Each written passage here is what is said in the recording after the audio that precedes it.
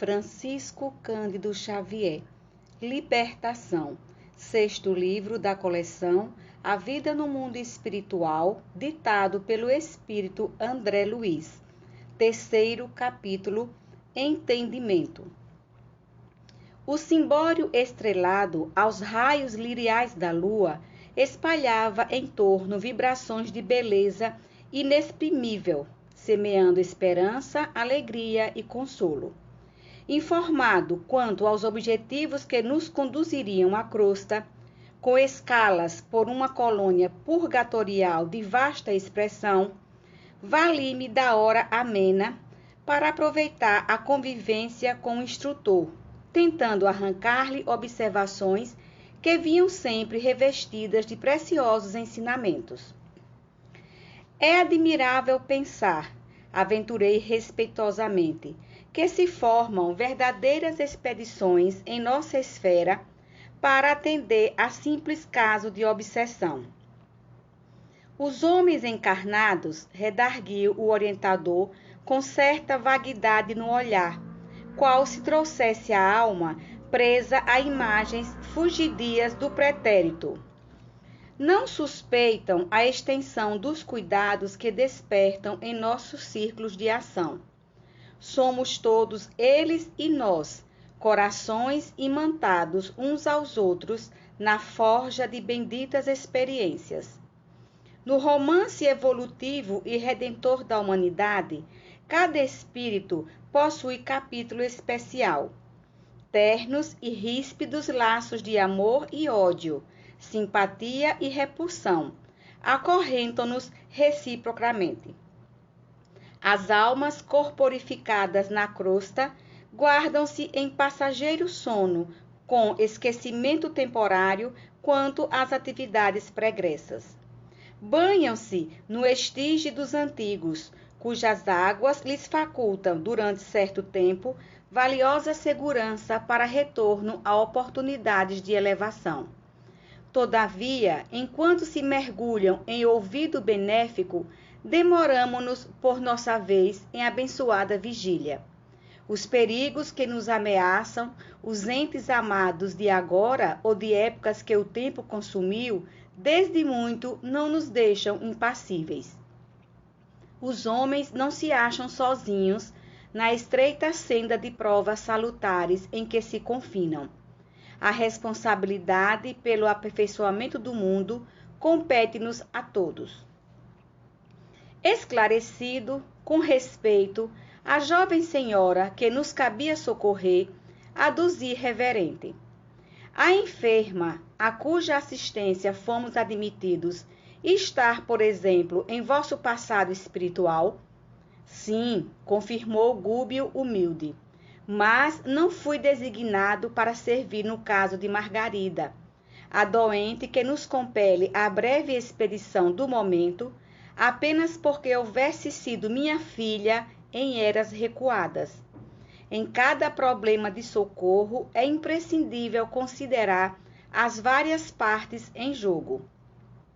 Em virtude do enigma de obsessão que nos propomos resolver, somos levados a buscar todas as personalidades que compõem o quadro de serviço. Perseguidores e perseguidos entrelaçam-se em cada processo de auxílio, em grande expressão numérica. Cada espírito é um elo importante em extensa região da corrente humana. Quanto mais crescemos em conhecimentos e aptidões, amor e autoridade, maior é o âmbito de nossas ligações na esfera geral. Almas existem que se veem sob o interesse de milhões de outras almas. Enquanto os movimentos da vida se entendem harmoniosos sob os ascendentes do bem, as dificuldades não chegam a surgir. Contudo, quando a perturbação se estabelece, não é fácil desfazer obstáculos, porque em tais circunstâncias é indispensável procedamos com absoluta imparcialidade, dando a cada um quanto lhe caiba. O homem terrestre, mormente nos dias tormentosos, costuma ver somente o seu lado, mas, acima da justiça comum propriamente considerada, outros tribunais mais altos funcionam. Em razão disso, todos os casos de desarmonia espiritual na Terra movem aqui extensa rede de servidores que passam a tratá-los sem inclinações pessoais, em base do amor que Jesus exemplificou.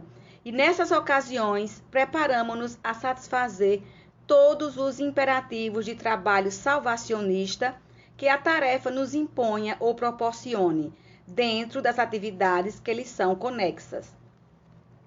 A essa altura da instrutiva conversação, chegamos a gracioso templo. Nesse doce recanto consagrado à materialização de entidades sublimes, a luz suave da noite calma como que se fazia mais bela. As vibrações constantes das preces, aí emitidas por vários séculos, tinham criado em torno da edificação prodigioso clima de encantamento. Melodia celeste derramava-se à surdina, e as flores delicadas do átrio pareciam corresponder aos sons cristalinos, variando no brilho e na cor, quase que imperceptivelmente.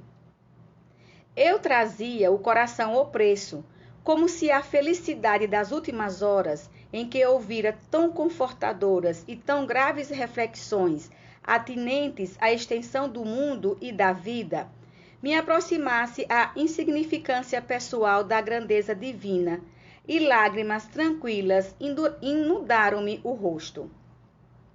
O instrutor tomou-nos à frente e juntos penetramos o jardim que circundava o aprazível santuário. Alguns irmãos adiantaram-se acolhedores. Um deles, o instrutor Gama, que se encarregava dos serviços da casa, abraçou-nos e disse com bondade: chegam no momento preciso. Os doadores de fluidos sublimados encontram-se a postos e a outra comissão já veio. Entramos sem detença. Soube de imediato que outro grupo, constituído, aliás, por duas irmãs, ali se achava com o objetivo de receber instruções de serviço para esferas mais baixas. Cariciosa claridade, azul brilhante, banhava o largo recinto, adornado de flores níveas, semelhantes aos lírios que conhecemos na terra. Não houve tempo para conversações prévias.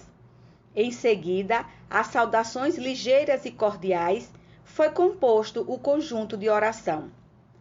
Os doadores de energia radiante, médiuns de materialização em nosso plano, se alinhavam não longe em número de 20. Comovedora partitura soou, argentina e leve, em aposento próximo, predispondo-nos à meditação de ordem superior. E logo após a prece, formosa e espontânea, pronunciada pelo responsável mais altamente categorizado na instituição, eis que a tribuna doméstica se ilumina. Esbranquiçada nuvem de substâncias leitosa brilhante, adensa-se em derredor, e pouco a pouco, desse bloco de neve translúcida, emerge a figura viva e respeitável de veneranda mulher. Indizível serenidade caracterizava-lhe o olhar simpático e o porte de Madonna antiga, repentinamente trazida à nossa frente.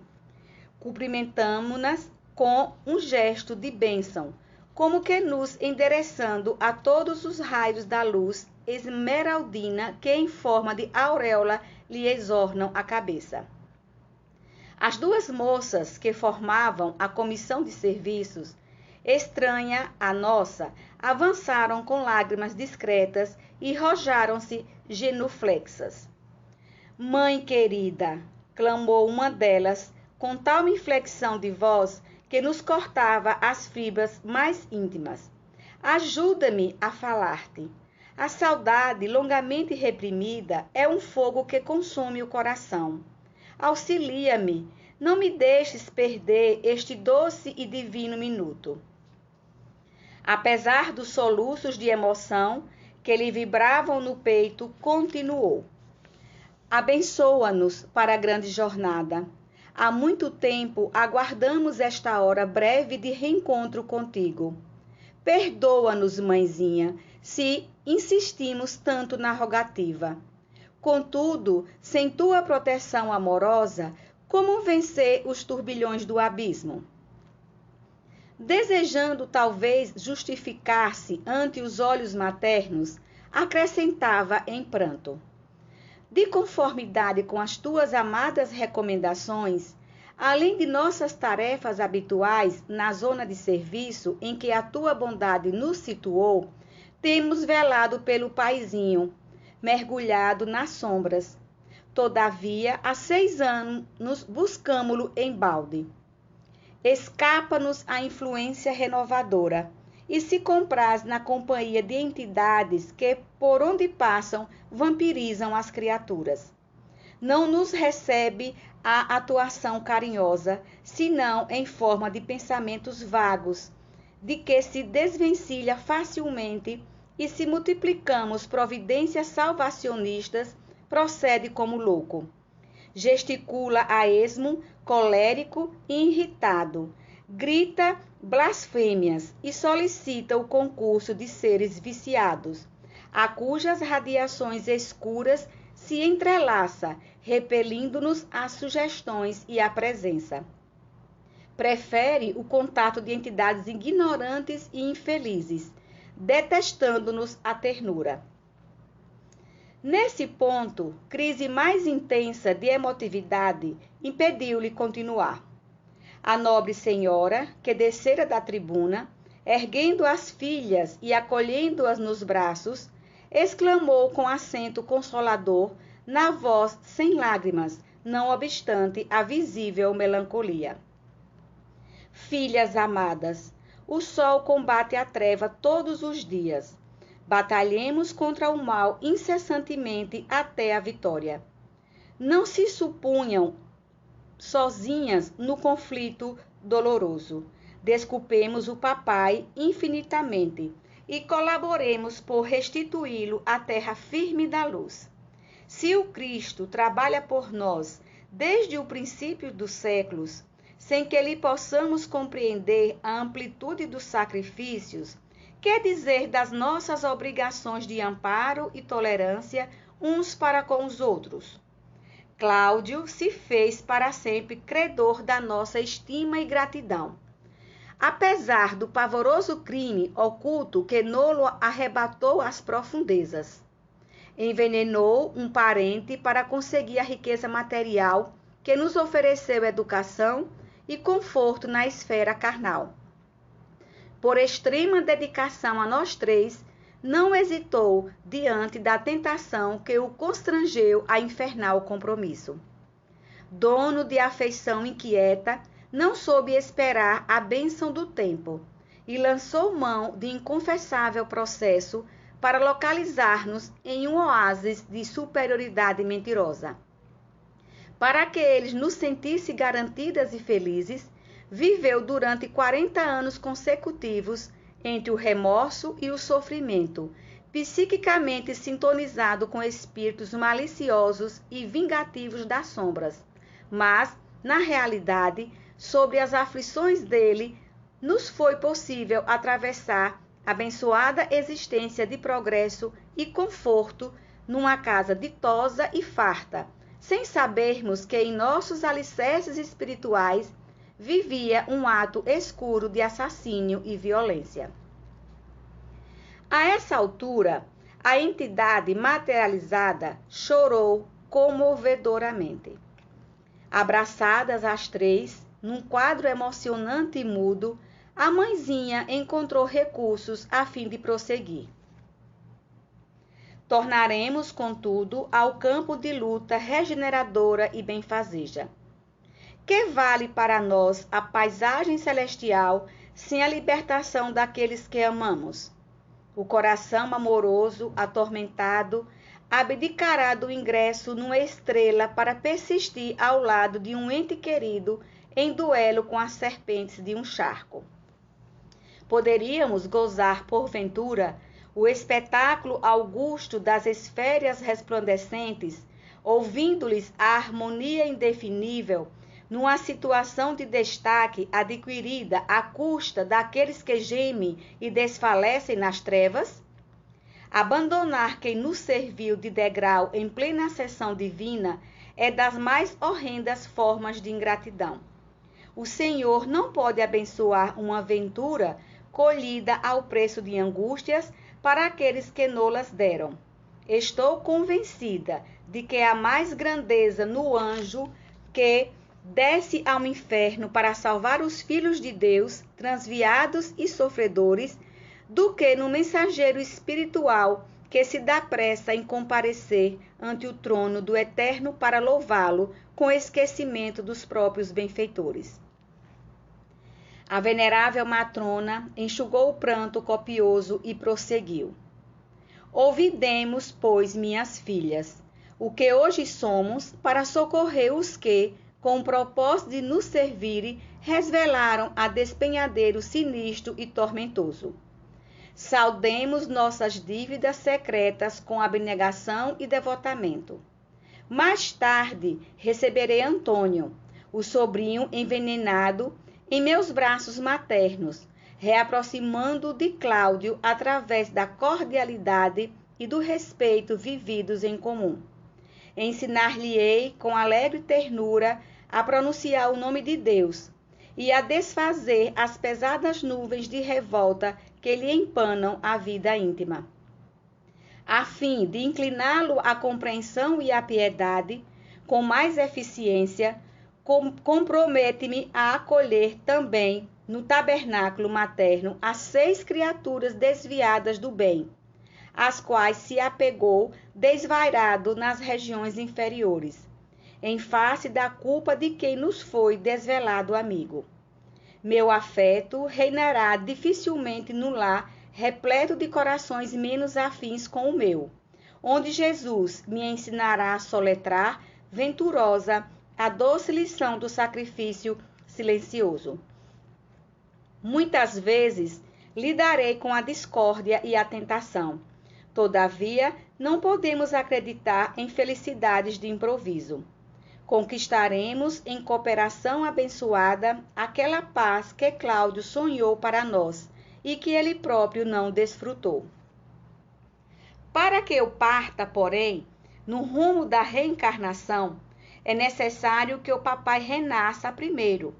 Sem esse marco inicial, não posso atacar o nosso processo redentor em nova fase. Ajudemo-nos, assim, reciprocamente. Enquanto procuro transformar Antônio, reajustando-lhe as fibras afetivas, inclinem ambas o espírito paterno à esperança e à meditação reconstrutivas. As jovens derramaram um pranto comovedor, em que se misturavam angústia e alegria, e a matrona, iluminada, revelando-se em despedida, acrescentou: Não desanimem. O tempo é das mais preciosas dádivas do Senhor, e o tempo nos auxiliará. O porvir reunir-nos-á de novo em abençoado refúgio terrestre. Eu e Cláudio, então renovado, receberemos muitos filhinhos, e vocês duas estarão entre eles, reconfortando-nos os corações. Terei sobre o peito algumas pedras preciosas por lapidar, no esforço de cada dia, e dentro d'alma 2 flores em ambas, cujo perfume celeste me sustentará as energias necessárias à perseverança até ao fim. Compensar-me-ão vocês duas de todas as canseiras. Juntas pelo amor imperecível, trabalharemos sustentadas pela recordação, embora imprecisa, da gloriosa vida espiritual que um dia nos acolherá felizes e triunfantes. Lembremo-nos de Jesus e avancemos.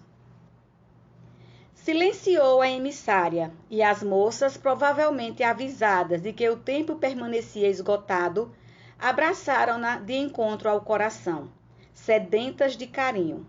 A mãezinha beijou-as enternecida, e, após saudar-nos cordialmente, tornou à tribuna, em cujo topo desapareceu ao nosso olhar numa onda de neblina evanescente. Entreolhámo-nos em lágrimas, como quem tivera permissão de repousar a mente em branda melodia.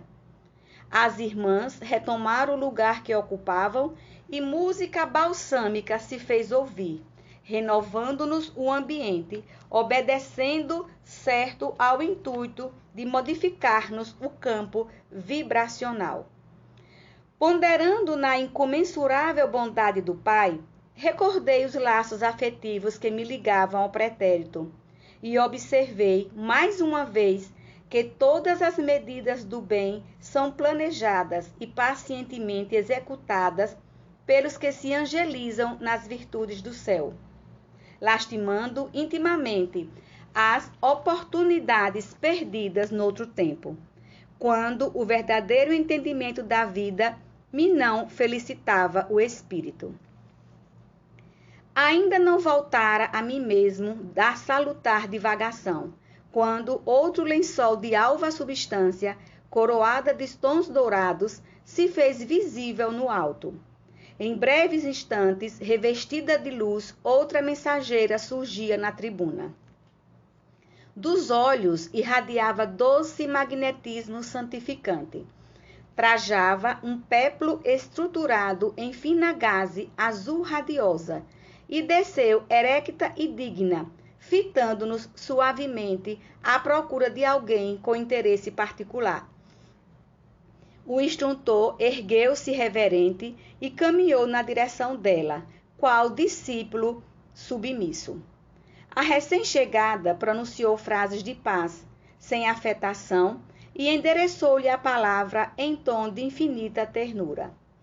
Irmão Gúbio, agradeço-te o concurso dadivoso. Creio haver chegado efetivamente o instante de aceitar-te a ajuda fraterna em favor da libertação de meu infortunado Gregório. Espero há séculos pela renovação e penitência dele. Impressionado pelos imensos recursos do poder, no passado distante, cometeu hediondos crimes da inteligência. Internado em perigosa organização de transviados morais, especializou-se depois da morte em oprimir ignorantes e infelizes.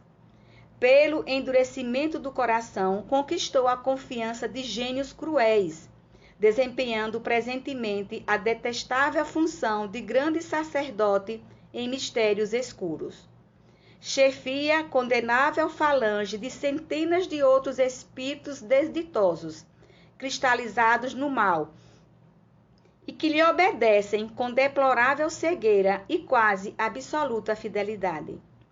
Agravou o passivo de suas dívidas glamorosas, trazida da insânia terrestre, e vem sendo instrumento infeliz nas mãos de inimigos do bem, poderosos e ingratos. Há 50 anos, porém, já consigo aproximar-me dele mentalmente. Recalcitrante e duro, a princípio, Gregório agora experimenta algum tédio, o que constitui uma bênção nos corações infiéis ao Senhor. Já lhe surpreendo no espírito rudimentos de necessária transformação.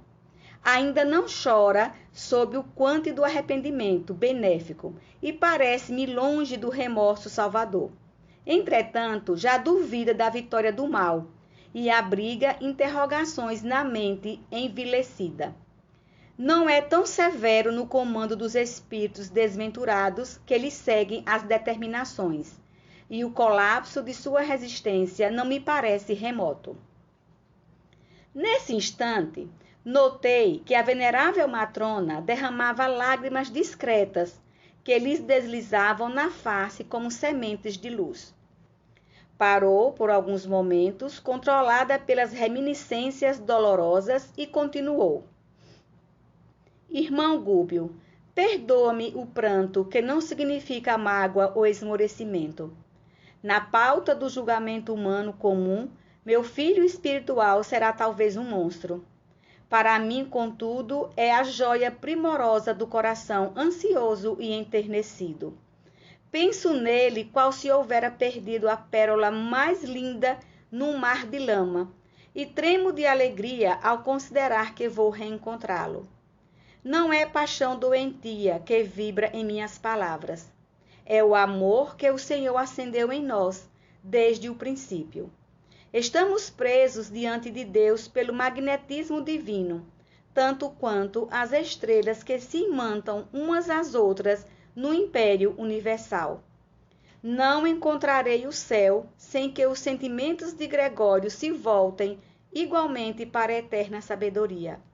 Alimentamo-nos na criação com os raios de vida imperecível que emitimos uns para com os outros. Como surpreender a perfeita aventura se recebo do Filho amado tão somente raios de forças em desvario?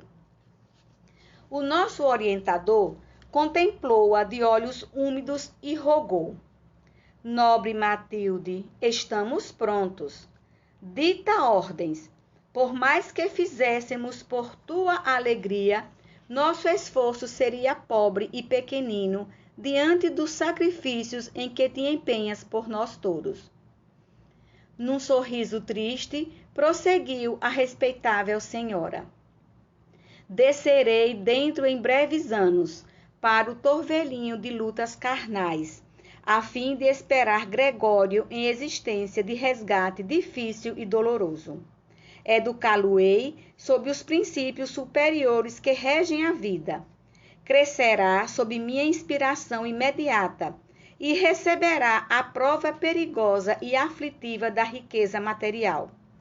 É de nosso plano que ele acolha no curso do tempo, em labor gradativo, a extensa legião de servidores viciados que hoje o seguem e a ele obedecem, a fim de encaminhá-los, tanto os possivelmente encarnados quanto os desencarnados, através do carreiro de santificação pela disciplina benéfica em construtivo suor.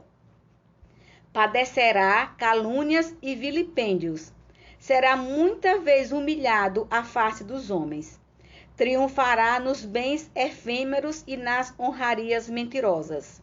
Receberá no desdobramento da tarefa salvadora tentações de toda espécie que lhe serão desfechadas pela colônia de ignorância, perversidade e delinquência a que atualmente se filia, e conhecerá depois de experiências inquietantes a deserção dos falsos amigos, o abandono, a miséria, a enfermidade, a velhice e a solidão.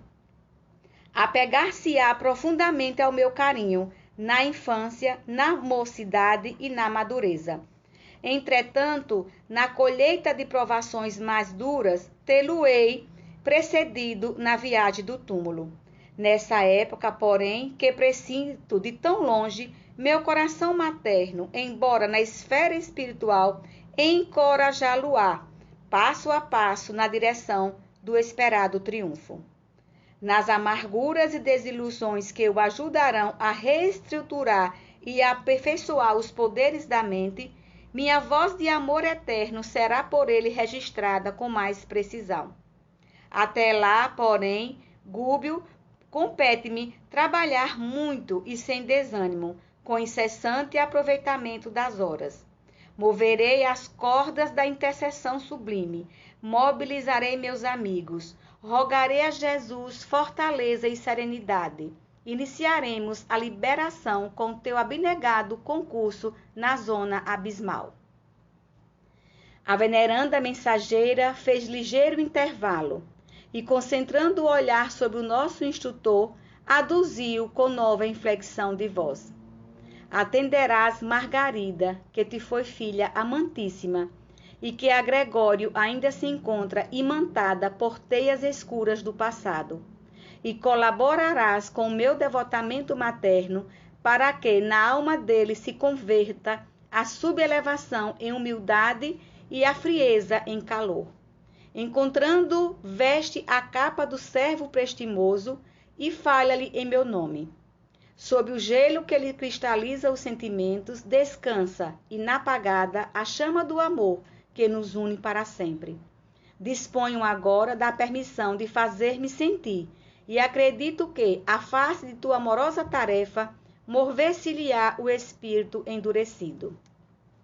Sei quanto te custa a incursão nos domínios da dor, porque só aquele que sabe amar e suportar consegue triunfo nas consciências que se degradaram no mal.